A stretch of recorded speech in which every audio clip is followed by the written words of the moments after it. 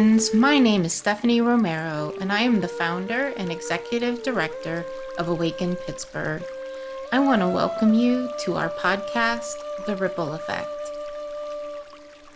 Awaken Pittsburgh is a nonprofit dedicated to fostering well-being, empathy, and compassion for all by teaching and encouraging mindfulness and meditation practices. I also want to take a moment to let you know that Awaken Pittsburgh offers many other opportunities for practice and connection. For example, you can join our online community, which features a space to more deeply explore the topics we cover with our guests. We have weekly posts to spark thought, practice, and reflection. I hope you will come join us to explore, connect with others, and deepen your practice. You can find out more at awakenpittsburgh.org.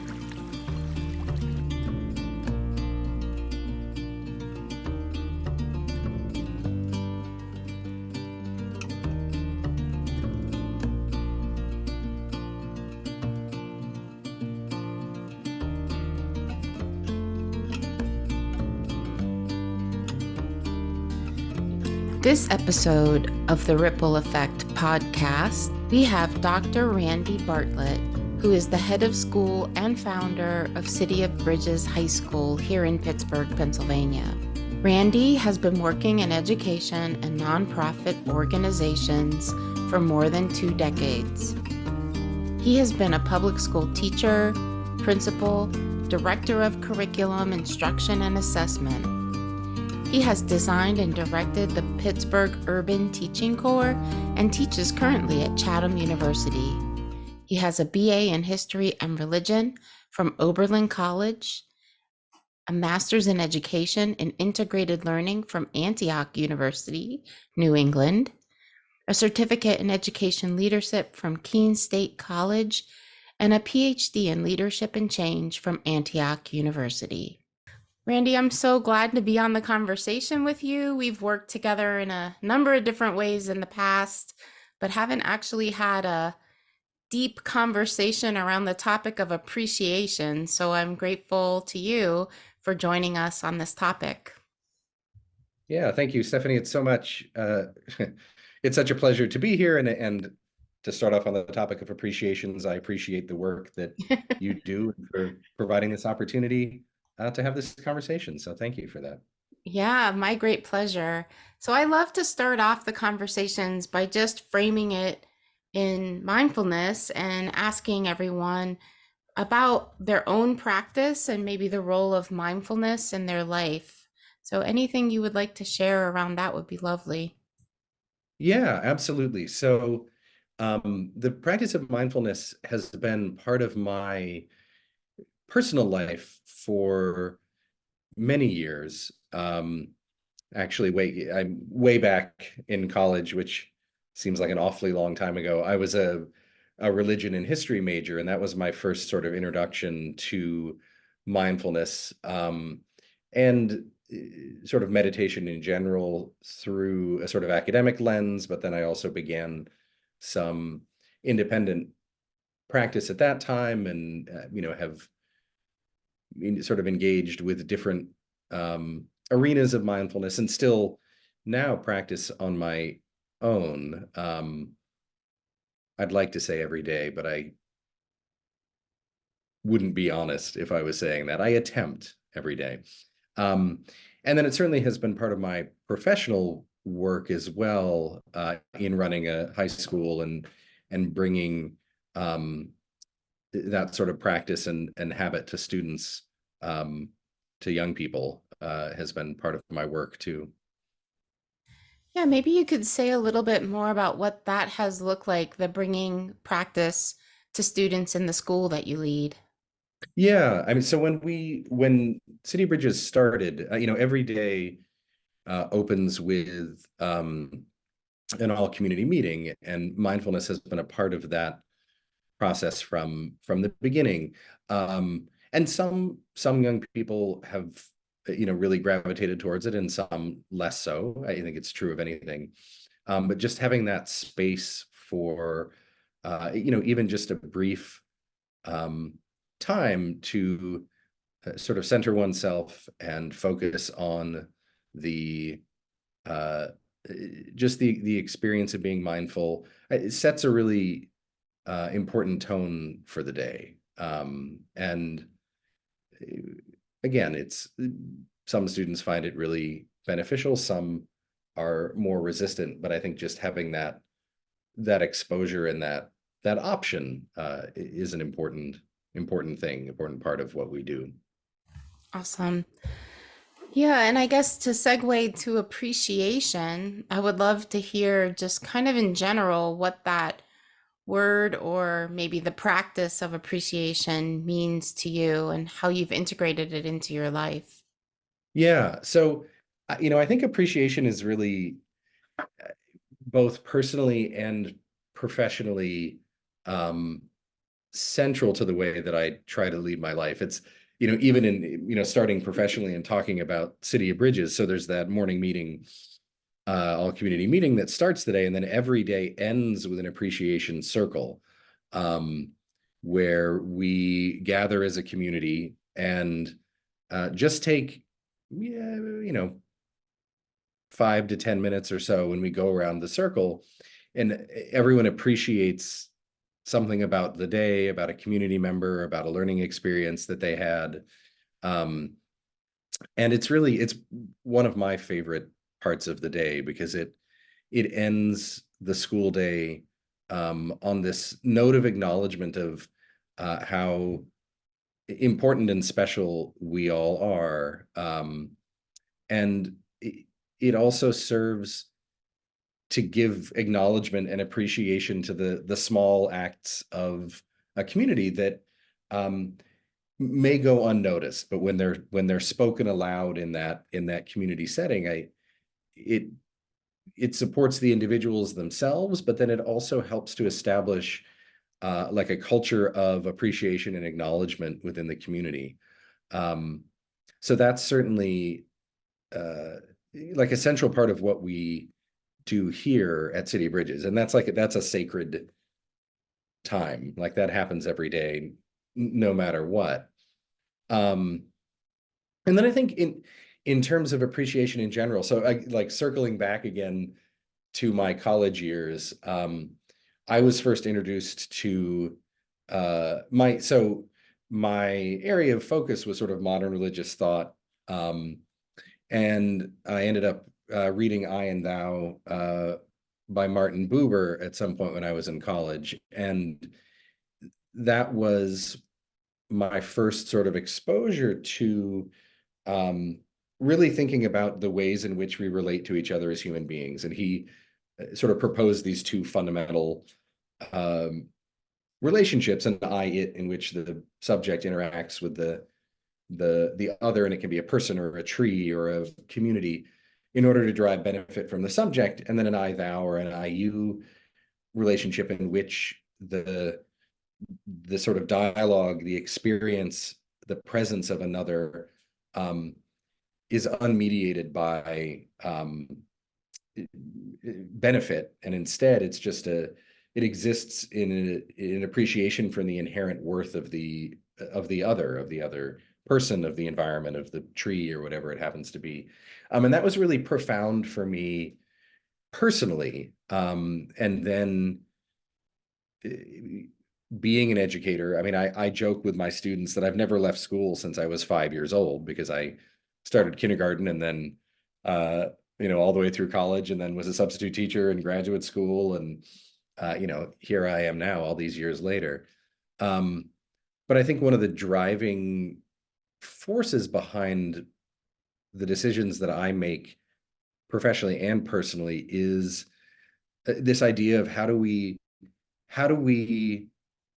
actualize the appreciation of the inherent worth of each student, of each community member, not just to stand in appreciation of them, but then what are the actual choices that we can make and the efforts that we can make that acknowledge their value in that appreciation, and how can we then support them on their journey, both academically, but then also as compassionate human beings. So I that sort of notion of appreciation has and does really guide a lot of the choices that I make. That was really rich. There's a lot in there. I would love to unpack a Yeah. little bit more. Um, and just to first acknowledge that what you are describing with your circle time at the school, either in the morning or at the end of the day, for me, even if you're just doing kind of an appreciation circle, that is a deep practice, right? Hmm. That sometimes people have this idea that you need to spend hours in meditation to actually say that you meditate or that you have a practice.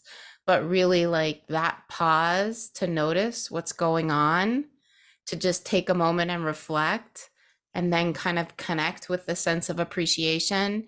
And you described so beautifully that it may just be the appreciation of the inherent worth of the other, Hmm.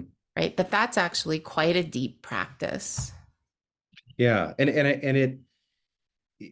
it's a really it's a really special part of the day, and I think it is felt by the students. I mean, the Mhm. sort of bookend to that I didn't mention is that the morning meeting, the all community meeting every morning, starts with a greeting. So it's sort of the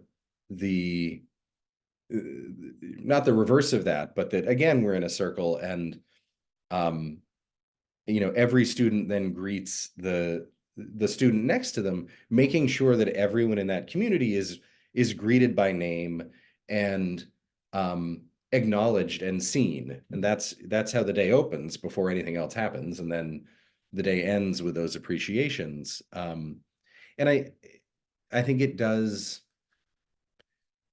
acknowledges and appreciates the presence of everyone who is here, staff and students, or if we have visitors or guests, they're all a part of that as well. And it and so often with young people, and this is something that we certainly have seen in students who come here as one of the challenges right now. And I don't want to be one of those back when I was a kid, sort of middle-aged people, but right now with so much technology and so much of an ability to sort of fade out of human relation, we have lots of kids who didn't feel seen and then came here, and through some of those practices of appreciation and acknowledgement, um, like feel seen for the first time in a school setting. And that's in some ways even more important than, learning how to do MLA citations and calculus and things like that. Although we do that also. Yeah, that's really beautiful. So you are taking what is often considered an individual practice, like a gratitude journal, right? Hmm. And making it a community practice, that you're doing it in community. And I love what you said about helping young people feel seen, Hmm. helping them by through greeting and through appreciation, feel seen and cared for, right? Right. Because I think that's the other piece of that, is when you're expressing appreciation, there's some kind of care, right? And Oh, connection. absolutely. Yeah. Yeah. And it like it's all about care and appreciation. And I think um, it's one of the things that, I spent more than 20 years working in large school systems public school systems as a teacher and a principal and a central office director of curriculum and instruction, um, and particularly in the modern era, since the sort of high stakes standardized testing became uh, sort of central to education policy. Um, the and this is not to say that individual teachers and principals and so on in schools all around this country don't care deeply for their students, but the overall climate um, has become one that has a much greater focus on quantifiable accountability. And what really matters is, do people feel cared for, and do they feel safe, and do they feel well in a space?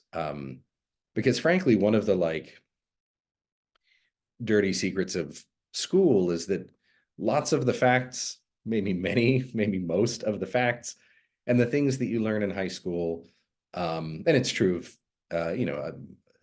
other sort of eras of education in your life, but many of the things you learn in high school will fall away. And you will build upon them, and you'll learn new things and skills that you will apply. But if you can come through the schooling experience feeling cared for and seen and appreciated, I think that serves you in your sort of long-term well-being more than anything else. That's beautiful.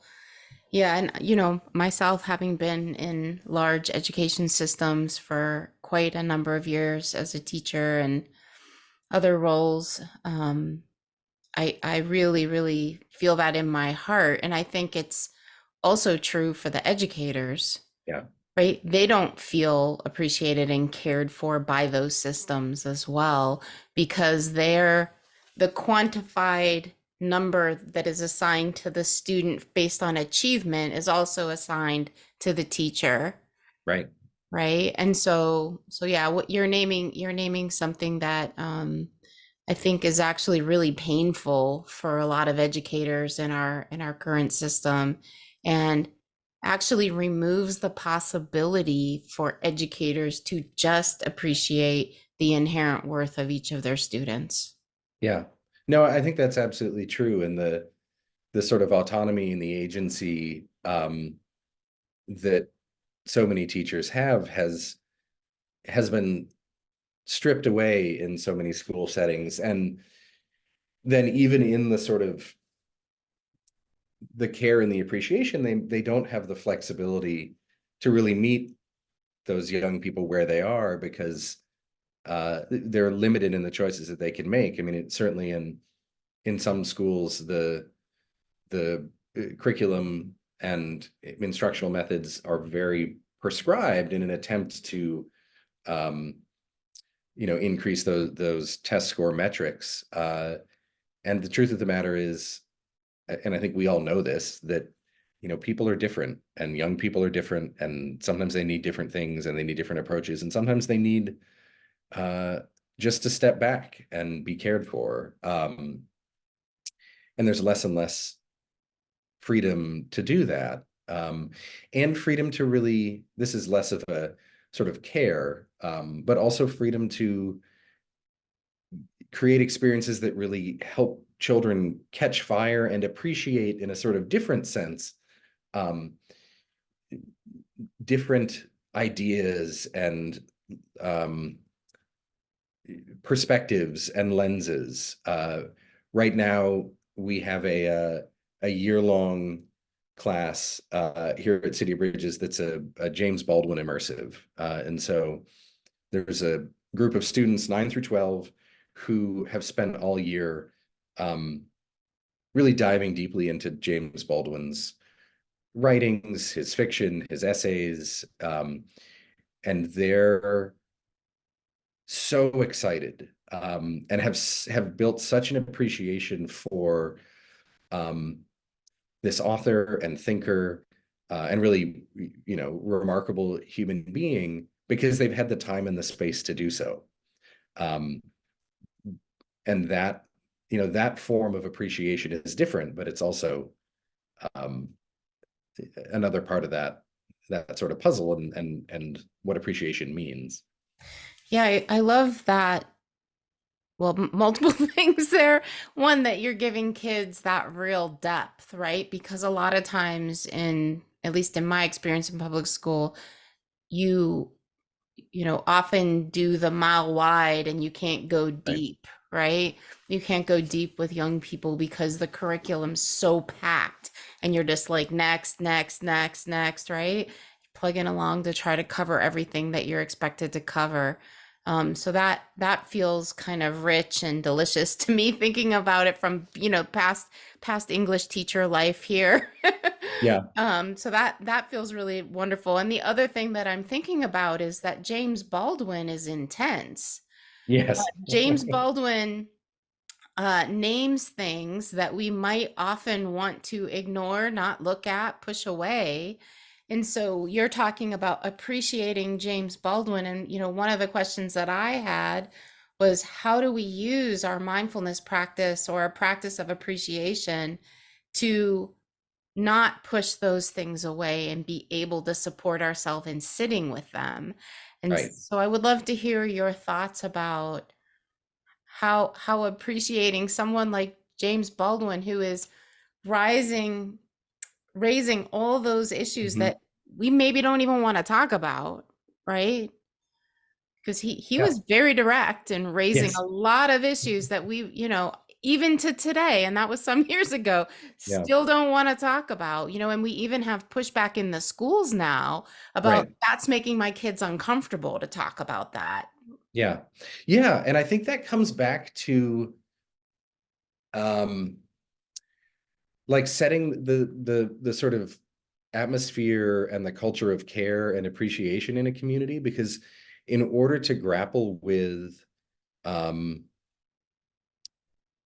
you know ideas and thoughts and perspectives that might be uncomfortable, that might make you feel uncomfortable in your sort of space and place in the world, you first have to feel comfortable in the community that that's occurring in.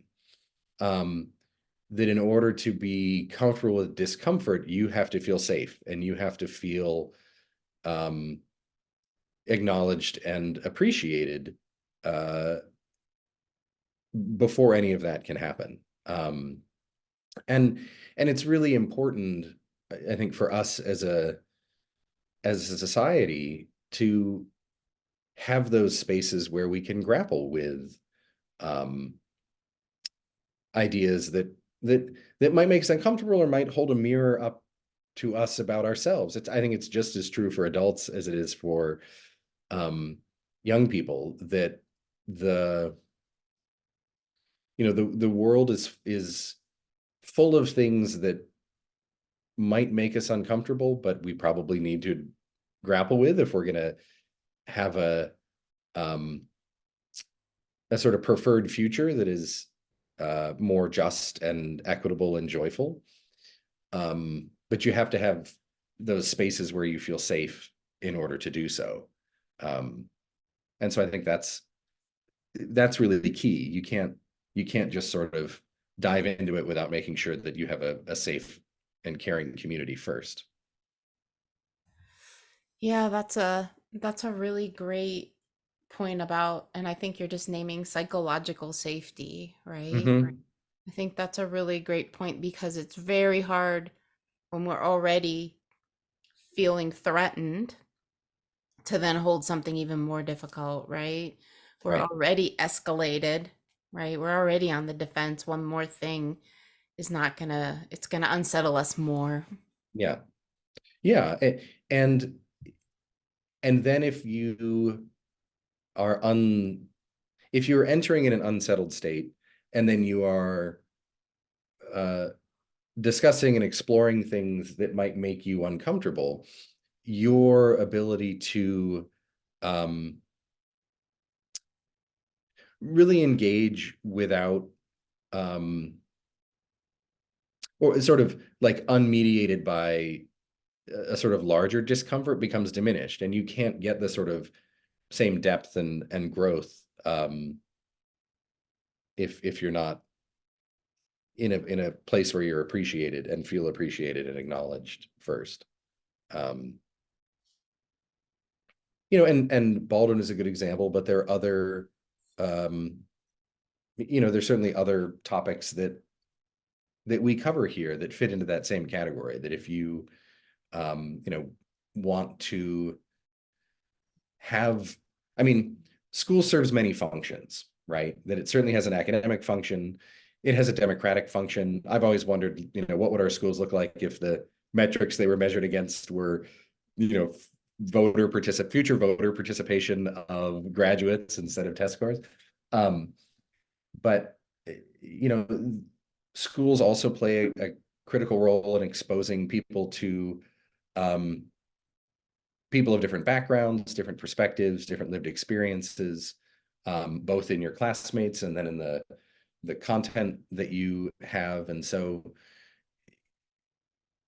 school or education can really serve a function of building a sort of compassionate and appreciative society. But in order to do so, the school needs to be a compassionate and appreciative place. Yeah, and that, you're just naming something that's happening right now in our culture, right? So being willing as a parent to have your children in a school with people of different backgrounds and Mhm. experiences, gender orientations, Yeah, right? Sexuality, and embracing all of those differences with compassion. Um, the school is not even being allowed to do that in some of our right. neighborhoods and states. So that is just kind of feeling heavy for me in my heart that we're kind of in a really special spot here that you all are allowed to create that for young people, so that they can develop compassion and empathy and even I think familiarity is another word, Yeah, right? Because when something feels so different, that could be frightening and off-putting. yeah, But to know that no, it's they're just another person just like me. yeah, yeah. And I think it's so unfortunate that schools have been sort of caught up isn't even the right word, but are being actively used as sort of cudgels in a political and cultural divisiveness that exists right now in our country, wherein in fact schools really should be serving the opposite function, right? As a place where as a safe place where you can have exposure to different ideas and different perspectives, and come to them not saying that you have to agree, but come to them saying that um, these other people and these other different ideas you might disagree, um, but they're still people, and you can still and should still have compassion and appreciation for them. But schools, are have been an easy target for political rhetoric. Even as back in '83 with A Nation at Risk, um, the federal report that the Reagan administration produced, and at that point in time, schools were being used to sort of criticize the economic competitiveness of the United States in relation to China and the USSR, and so it was how do we position schools as the sort of um, failing mechanism of economic competitiveness. Um, and now it's around issues of culture and difference caught up in these larger uh, divisions that we have right now, which are very much being fueled um, in order to sort of support people's agendas that don't actually really have anything to do with schools, and it's a shame. Yeah, and the other thing that just the way you were talking there reminded me of, there used to be a magazine called Teaching Tolerance that came out Uh-huh. of the Southern Poverty Law Center, and they since changed the name. And I remember when they were changing the name, there was something that they shared because I love their work and have always gotten the magazine for as long as I can remember. And I remember there was something there that like tolerance, just tolerance is not enough. And you have to actually move to, and I don't know that they use this word, but something like appreciation of difference, Yeah. right? That's actually where we find justice is when we actually aren't just tolerating one another, but are actually in this space of care and appreciation, that we can move towards justice for all people. And Yeah, the rhetoric, even today on the news, I heard something that was very dehumanizing, right? Mhm. And I just applaud your work in helping all young people that are there find their space and feel seen and heard, because some of them out in the world are being denigrated, Right. you Yeah. know? Yeah, absolutely. And you know, I think your noting of tolerance and teaching tolerance, was a fantastic publication. And they still are doing really good work. Um, but you're absolutely right. And I think that question of tolerance versus um, acceptance and appreciation and care is a really important distinction. We as a school have a lot of LGBTQ plus students, and um, from schools right here in Pittsburgh, and there certainly were some of them who didn't feel safe and didn't feel seen and didn't feel maybe felt tolerated but not appreciated. And it's one of the things that those young people have noted here is that they feel appreciated and seen for who they are. And that just lifts a weight off your shoulders, right? When you are appreciated as yourself, then you can start to do all the other great things too. You can learn about James Baldwin or calculus, or um, there's a like dance and US culture class that's going on like right now down below me. You can learn to waltz. You know, that once that sort of um, acceptance and appreciation of who you are as a person is in place, then so many other things can blossom, and so many other interests and passions and curiosities and those other things can flow forth more readily. Yeah, and I just am thinking how important that is in the teenage years in Mhm. particular, right? When we're really forming part of our, I mean, it continues through college, of course, but Right, really where you're starting to form your identity, right? And it's that such an important time in either learning to love yourself, right? Or right. creating those habitual patterns of not loving yourself. There's also, Yeah. considering what you said about a lot of LGBTQ plus kiddos in your population. I was a foster mom for a variety of years, and we had to do a lot of different trainings around, different youth identities and how to support them. And one of the statistics that always really was horrifying to me is that, and I don't remember the exact number, and it probably has changed in the years since I've done it, but a vast majority of foster kiddos are LGBTQ plus youth who can't be with their families anymore because they're not Yeah, accepted, yeah, right? And so just kudos to you for creating a safe and caring space for, yeah, kids to grow into themselves. yeah. Well, and the shame is that it's what every kid deserves, right? And that, Exactly. like, we're a small school, and we always will be, because that's how it works to really have that level of knowledge for every student. I know every student here very well, and you can't do that in a school with 2,000 students. Um, and it is such a critical time. I mean, when young people come into high school, they're 14, occasionally 13, um, right on the sort of cusp of that sort of end of childhood and the beginning of those teenage years. And then they leave and they're 18, and they're that, whether or not they're ready, they're adults in the eyes of society.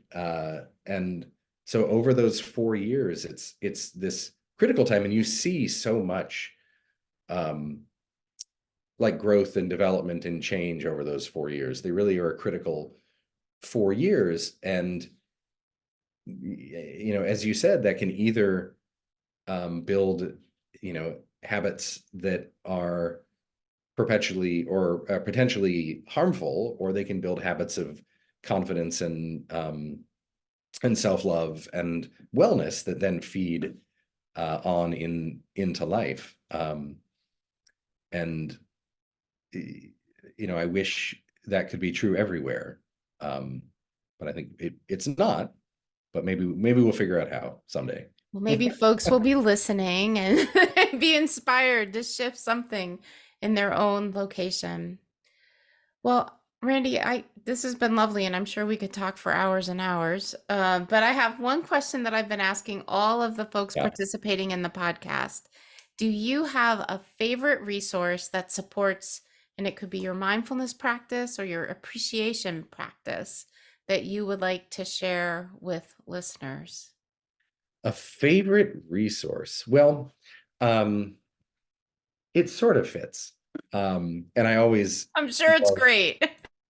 I always love to. So there were really two uh, books that shaped the work that I do. And so I already mentioned Martin Buber's I Am Thou, but then the other one was Miles Horton's autobiography, The Long Haul. And Miles Horton founded the Highlander Folk School in Tennessee in the 30s. And initially they were involved with Appalachian labor rights work, and then were deeply involved in the civil rights movement. And it's now called the Highlander Research and Education Center. And they do lots of youth and immigrant work. But the sort of central lesson that came out of that, for me, it's a really great read anyway, is that you, in order to make real change in communities, you need to engage the people who live in those communities, and that they need to identify the problems that they have, and then identify and work with the solutions that will work in the context of their communities.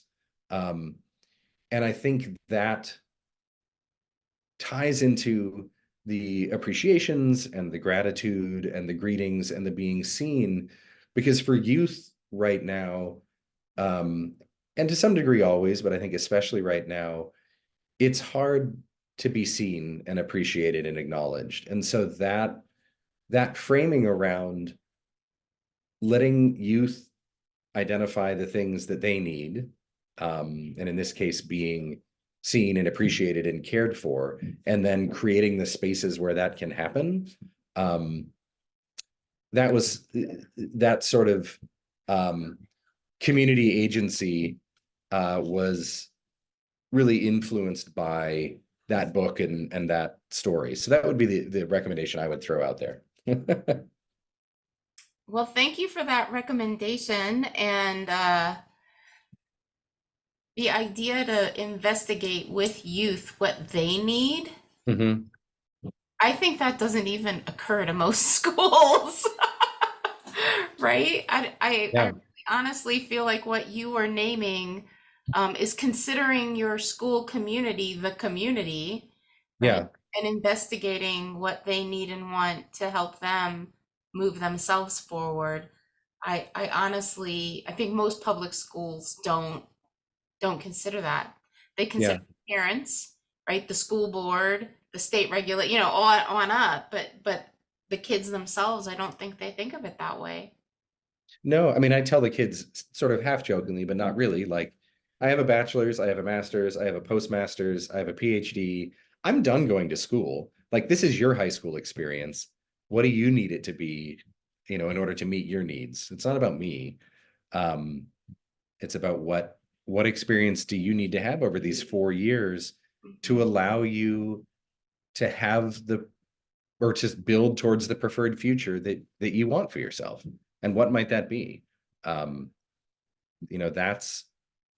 that's really the crux of it. Like high school and any school, but certainly high school, because as we mentioned before, with that transition from sort of youth to adulthood, um, is an opportunity for you to know yourself, and then also for you to know the like knowledge and skills and understanding that you need in order to take those steps into your life, as you become an adult. And they often know better um, than school boards and departments of education and so on and so forth do what those things are. Yeah, and I think I think we're going to end on this lovely note. You're just kind of naming an appreciation for the students and the own wisdom that they bring, Yeah. right? That they actually have wisdom about their own experiences and an understanding of what will serve them that is often not being tapped into. Yeah. Yeah, absolutely. Well, is there anything else you'd like to share that I haven't asked about? Anything on your mind about? No, it's really been a pleasure. And again, I appreciate you both for the work that you do and for reaching out about this podcast. Awesome, Randy. Thank you so much. And I hope that you are able to continue this great work with kids well into the future. Thank you. I love what I do, so I can't complain. That's the most important thing right there. Yeah. Right?